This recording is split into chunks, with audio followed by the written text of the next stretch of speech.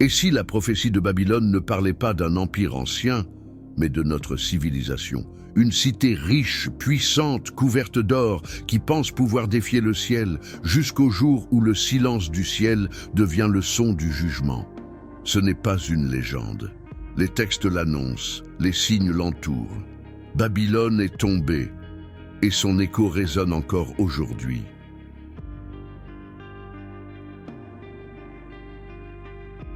Sous un ciel chargé de brumes dorées s'élève Babylone, la cité des cités. Les marchands affluent de tous les horizons, les palais scintillent d'or et de pierres précieuses, et les musiques de fête couvrent le murmure des pauvres. Tout ici respire la puissance, tout ici semble éternel. Babylone la grande, la mère des impudiques et des abominations de la terre. Apocalypse 17, 5. Dans les marchés de Babylone, on vend tout. L'huile, le vin, le marbre, les chevaux et même les âmes. Les hommes ont oublié le ciel, fascinés par la lumière des torches et le parfum de la richesse. Chaque temple est un miroir de l'orgueil, chaque banquet un hommage à l'excès. Mais ce que les yeux des mortels voient comme beauté, les prophètes le voient comme un feu prêt à s'allumer. Sous les façades couvertes d'or, la corruption s'étend comme un venin. Les puissants achètent la justice, les prêtres se prosternent devant les rois, et le peuple adore ce qu'il ne comprend plus. Babylone ne dort jamais. Ses murs vibrent de désir, ses tours respirent l'ambition. Et dans les ombres des ruelles, on entend encore la voix d'un ange oublié. « Sortez d'elle, mon peuple, afin que vous ne participiez point à ses péchés. » Mais qui pourrait partir? Ici, tout brille, tout séduit. La cité a fait de la luxure une religion et de la domination une vertu. Même ceux qui la haïssent finissent par l'aimer. Les prophètes la regardent de loin. Ils savent que toute gloire terrestre est un mirage et que le jour viendra où les rivières de vin se changeront en sang, car toute Babylone porte en elle sa propre chute. Et plus la musique monte, plus la fin s'approche. Elle apparaît au sommet des eaux, assise sur une bête écarlate, couverte de noms de blasphème, aux 7 têtes et 10 cornes. Dans sa main dorée, une coupe déborde de parfum et de poison. Son vêtement est pourpre et écarlate, brodé d'or, de pierres précieuses et de perles. Sur son front, un nom, un mystère. Babylone la grande, la mère des impudiques et des abominations de la terre. Apocalypse 17, 5. La femme n'est pas une personne, c'est un pouvoir. Elle séduit rois et marchands, charme prophètes fatigués et peuples fascinés. Sa beauté n'est pas innocente, elle est calcul, rite, liturgie du désir. Elle promet le monde, et le monde se donne à elle. Son sourire ouvre les marchés, son parfum signe les traités, sa main bénit la monnaie et les guerres. On dit qu'elle est assise sur des eaux nombreuses, les multitudes, les nations, les langues. Elle règne par la séduction plus que par l'épée. Elle ne gouverne pas seulement les corps, mais les imaginaires. Elle dicte ce qu'il faut désirer, ce qu'il faut acheter, ce qu'il faut croire. Ce que Babylone ne peut vaincre par la force, la femme écarlate l'absorbe par le charme. Dans sa coupe étincelante, elle offre un vin capiteux, le vin de sa fornication, que les rois boivent jusqu'à l'ivresse. Ce vin est fait de compromis, d'alliances secrètes, de serments profanés. Il rend la conscience légère, la mémoire courte, la vérité négociable. Les nations chancellent, les marchés dansent, les temples applaudissent. La femme rit, elle tient la clé du siècle. Autour d'elle, la bête écarlate respire. Ses 7 têtes sont 7 montagnes, 7 empires, 7 âges où l'homme a cru toucher l'éternité. Ces 10 cornes, des puissances prêtes à livrer leur force pour un temps bref mais décisif. La femme n'ignore pas que la bête est dangereuse. Elle la flatte, la pare, la chevauche. Elle sait que les empires aiment les prêtrises qui pardonnent tout, pourvu que la gloire demeure. Le mystère trouble même le voyant. Je fus saisi d'un grand étonnement en la voyant. Ap 17, 6. Car les saints eux-mêmes peuvent vaciller devant tant d'éclat.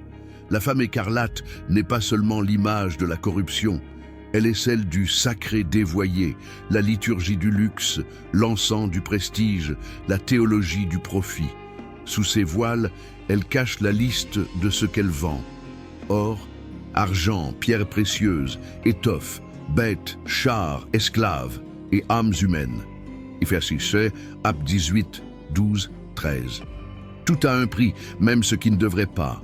Elle monnaie la grâce, loue la beauté, capitalise la souffrance. Elle transforme la terre en vitrine et les peuples en catalogue.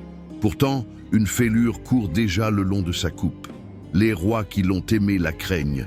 Les marchands qui l'ont servi la jalousent. Les peuples qui l'ont suivi commencent à se réveiller ivres et vides. Car la coupe d'or est belle, mais son breuvage laisse un goût d'absence.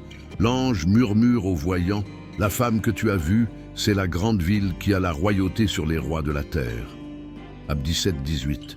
La femme est une cité, la cité un système, le système une religion sans Dieu. Elle promet la paix, mais sème la dépendance. Elle promet la liberté, mais vend l'âme à crédit. Elle promet le bonheur, mais entretient la faim qui fait acheter encore. Alors le mystère se renverse. La bête qu'elle chevauche finira par la haïr. Actes 17, 16. Ce qu'elle a paré, les empires le dévoreront. Ce qu'elle a bâti, les puissances le brûleront. Car la séduction n'a pas d'amis, seulement des alliés provisoires. Et quand l'heure sera venue, la femme écarlate apprendra que le luxe n'est pas un rempart contre le jugement. Dans la nuit qui s'étire au-dessus des fleuves, son rire se teinte d'un imperceptible tremblement. Les musiques résonnent encore, les coupes circulent, mais un ange marche déjà sur les toits. Et sa voix, bientôt, criera « Tombez, tombez, et Babylone la grande !» L'ange s'approcha du voyant et dit « La bête que tu as vue était, et elle n'est plus, elle doit monter de l'abîme et aller à la perdition. » Apocalypse 17, 8. Alors le voile se déchira un peu. La femme écarlate n'est pas seule. Elle repose sur une puissance plus ancienne, plus profonde. La bête. Ses 7 têtes sont 7 montagnes, 7 royaumes, 7 civilisations qui, tour à tour, ont dominé le monde.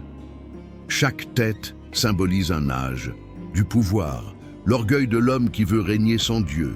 Babylone, Égypte, Assyrie, Perse, Grèce, Rome, et le dernier empire, encore à venir, l'empire du système global, celui des écrans et des données, où la domination ne s'exerce plus par l'épée, mais par la connexion. La bête renaît à chaque ère, sous un nouveau nom, une nouvelle langue. Mais son cœur est toujours le même, la volonté d'ériger l'homme comme Dieu. Ses cornes représentent les puissances alliées, les nations qui se soumettent pour un instant de gloire. Et chaque fois, la femme écarlate s'assoit sur son dos, promettant au roi une prospérité éternelle, avant de les dévorer. L'ange dit encore, « C'est ici l'intelligence qui a de la sagesse.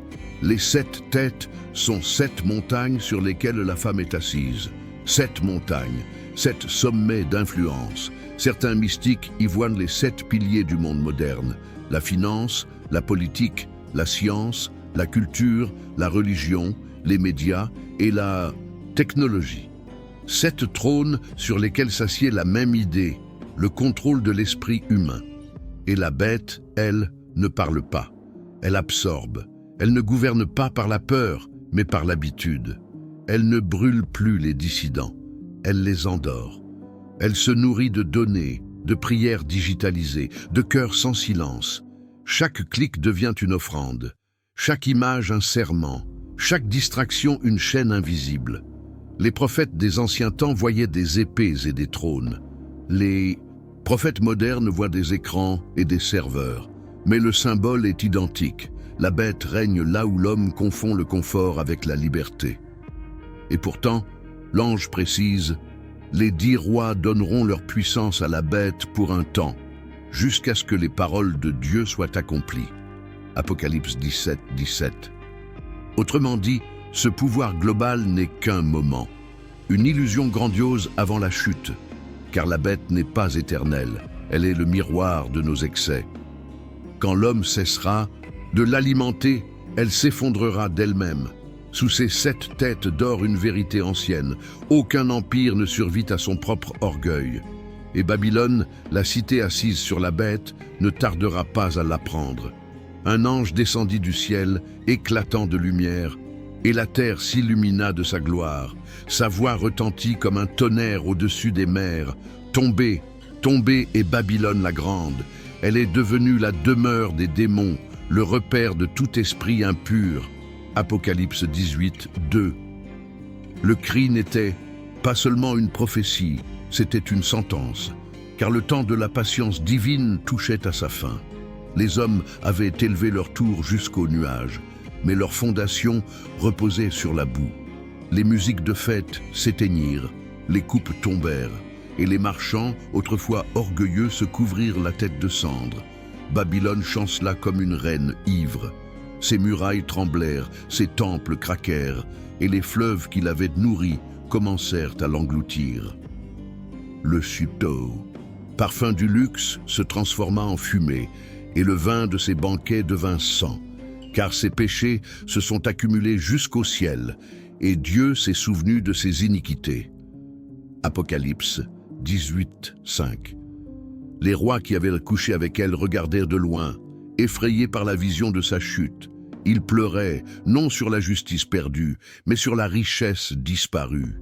Ils disaient « Malheur, malheur, ô grande ville Babylone, toi qui étais vêtue de pourpre et d'écarlate, parée d'or et de pierres précieuses, en une seule heure ta ruine est venue. » Une seule heure.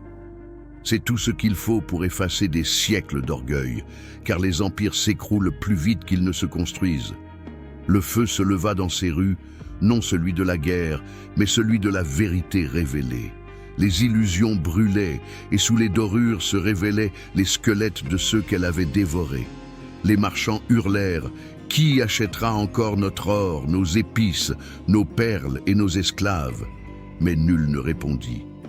Les navires vides dérivaient dans les ports, les marchés s'effondraient, le silence gagna même les temples, et dans ce chaos, une autre voix s'éleva, douce, ferme, celle d'un ange disant « Sortez du milieu d'elle, mon peuple, afin de ne pas participer à ses péchés et à ses plaies. » Ce fut l'appel du retour, un appel non pas à fuir la ville, mais à quitter le système, le mensonge, la fascination. Car Babylone n'était pas qu'un lieu, elle était une manière de penser. Et sa chute, bien plus qu'un désastre matériel, était la révélation de ce qui, depuis toujours, devait finir. Dans le ciel, la lumière rouge de l'incendie s'élevait comme un autel. Les anges chantaient non pas la mort d'une cité, mais la libération du monde. Et celui qui vit la scène sut que l'histoire recommençait, purifiée par les cendres de Babylone. Les flammes s'élevaient encore au-dessus de la cité, et dans le ciel rougi par la fumée, les navires se balançaient sur une mer devenue silencieuse. Ce silence était nouveau, terrible, profond. C'était celui du manque, celui du monde privé de sa marchandise favorite, Babylone. Et les marchands de la terre pleurent et se lamentent sur elle, parce que personne n'achète plus leur cargaison. Apocalypse 18, 11. Les plus grands négociants du monde, ceux qui possédaient or, pierres précieuses, soie et ivoire, regardèrent leur fortune partir en cendres. Mais ce n'était pas seulement les biens matériels qui disparaissaient, c'était le système même du commerce désir. Cette économie fondée sur le désir. Les marchés s'étaient écroulés. Les tours de verre, symboles du progrès, s'étaient transformés en tombeaux de données. Les bourses, les écrans, les signaux, tout s'était éteint en un instant. Et dans cette obscurité, les marchands comprirent enfin qu'ils avaient bâti leur empire sur le vide. Les navires restaient immobiles, leur cargaison d'or et d'argent inutile, car il n'y avait plus personne pour acheter. Les chants des esclaves qui hissaient les voiles s'étaient tus, et la mer elle-même semblait refuser leurs marchandises, car en une heure, tant de richesses ont été détruites. Apocalypse 18, 17. Le deuil des puissants n'était pas celui de la justice, c'était celui du profit perdu. Ils se lamentaient non sur les morts, mais sur leur perte. Leur cœur n'était pas touché, seulement leur trésor. Mais plus étrange encore, certains marchands commencèrent à comprendre la portée du désastre. Ils réalisèrent que ce n'était pas la ruine d'une ville, mais la fin d'un règne intérieur, celui du consumérisme spirituel. Ils virent qu'en adorant la richesse, ils avaient transformé la foi en produit, la grâce en spectacle, la sagesse en slogan. Et dans ce grand silence, certains tombèrent à genoux. Ils n'avaient plus rien à vendre, mais ils retrouvèrent ce qu'ils avaient perdu depuis des siècles, la capacité de prier. La mer resta muette, les marchés désertés, les rues couvertes de cendres. Mais dans l'ombre, une lumière faible persistait, celle de ceux qui avaient compris, trop tard peut-être, que la fin de Babylone était aussi la chance d'un nouveau commencement. Le monde, privé de son commerce, devait apprendre à vivre autrement, sans acheter la paix, sans vendre la vérité.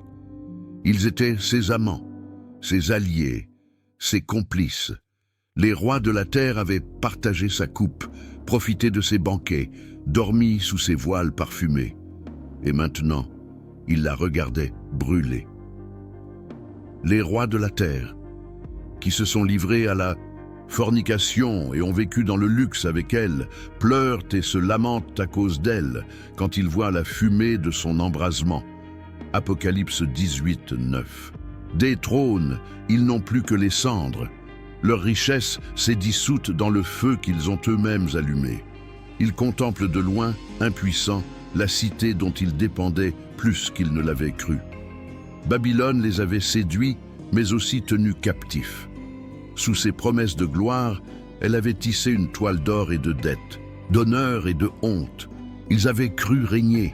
Ils n'étaient que les serviteurs d'un empire plus ancien qu'eux, le système du pouvoir. Et maintenant que ce système s'effondre, leur sceptre ne pèse plus rien. Certains crient à l'injustice, d'autres se cachent dans leurs palais vides. Ils ordonnent des prières publiques, mais leur voix tremble. Ils comprennent soudain que l'autorité sans lumière est une illusion. Les prophètes les avaient avertis. Ceux qui s'allient à Babylone boiront ça et coupent jusqu'à la lie. Mais ils avaient préféré le vin du succès à l'eau pure de la vérité.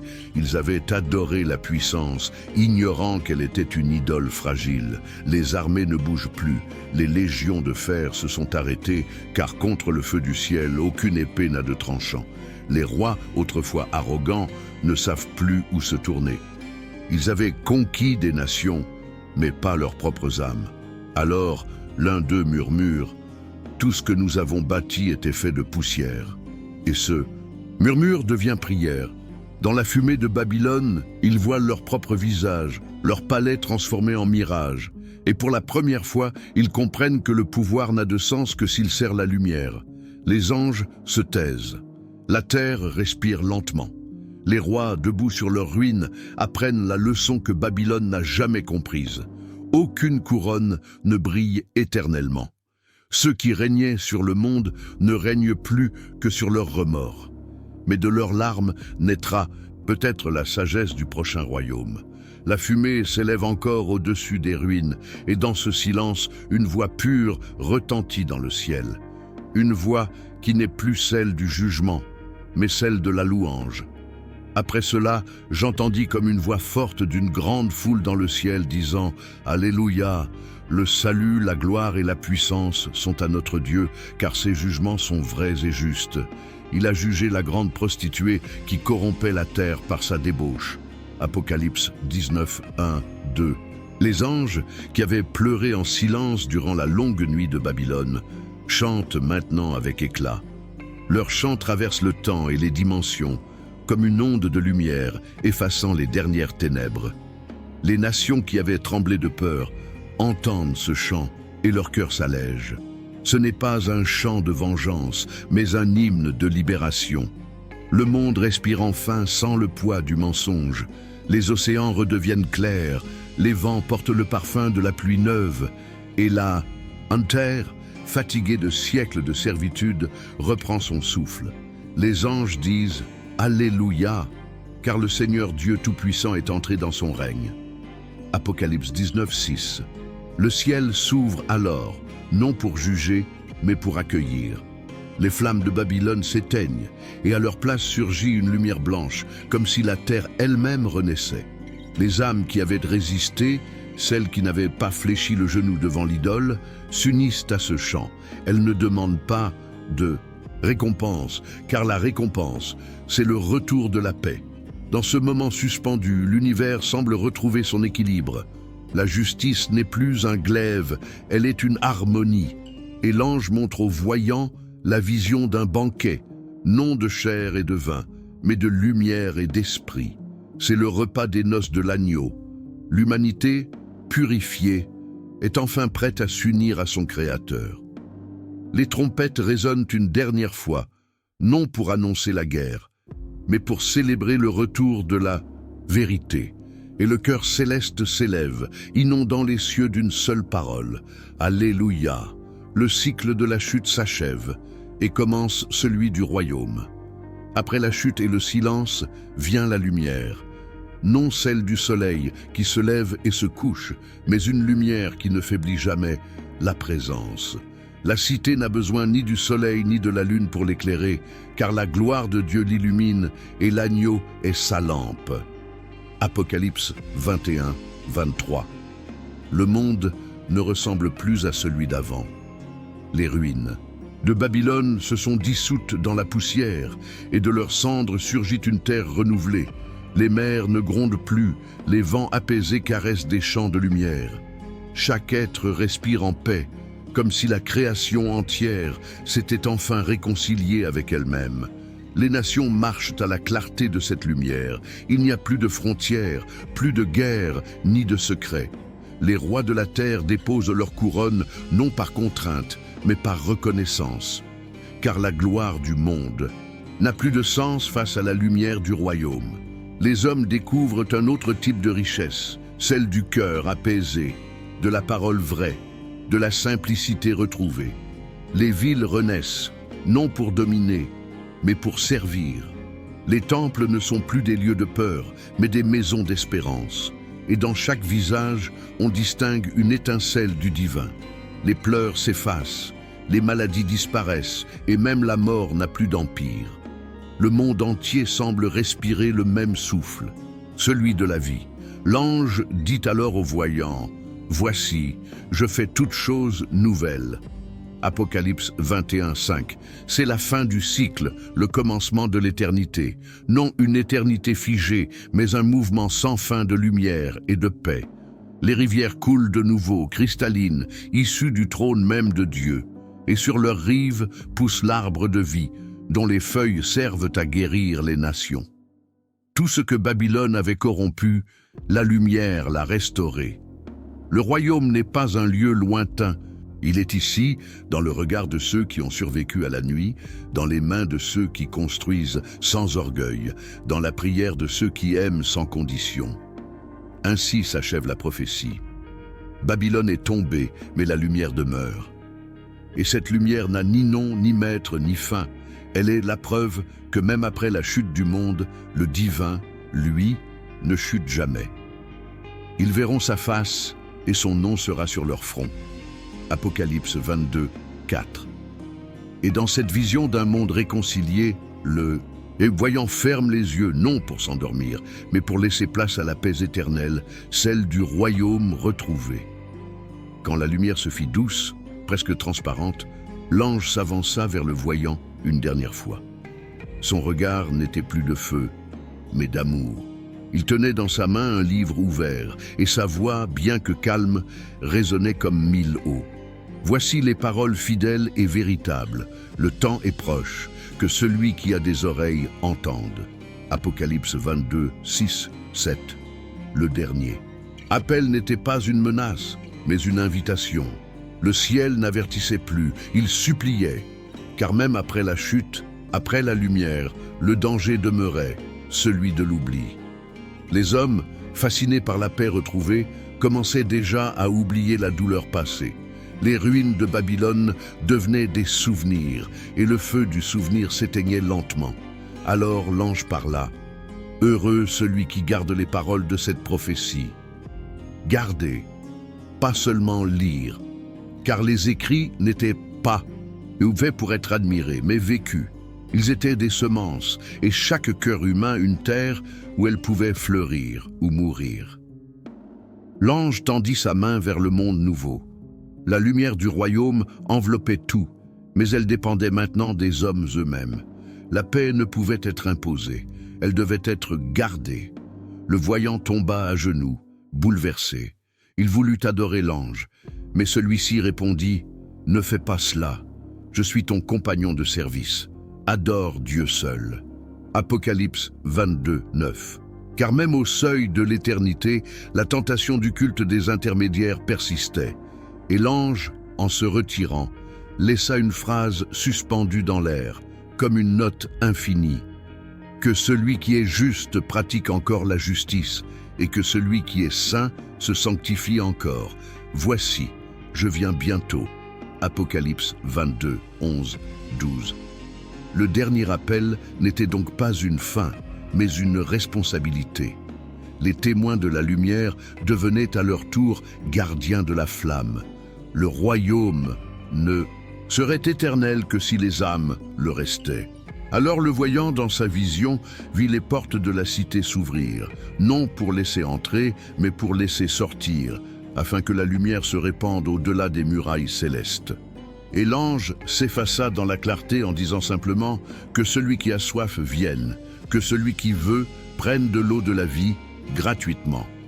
Apocalypse 22, 17. Puis un dernier écho monta du ciel, porté par le vent des âmes éveillées. Oui, je viens bientôt. Et le voyant répondit avec les mots que toute l'humanité a appris à murmurer depuis ce jour, Amen. Viens, Seigneur Jésus.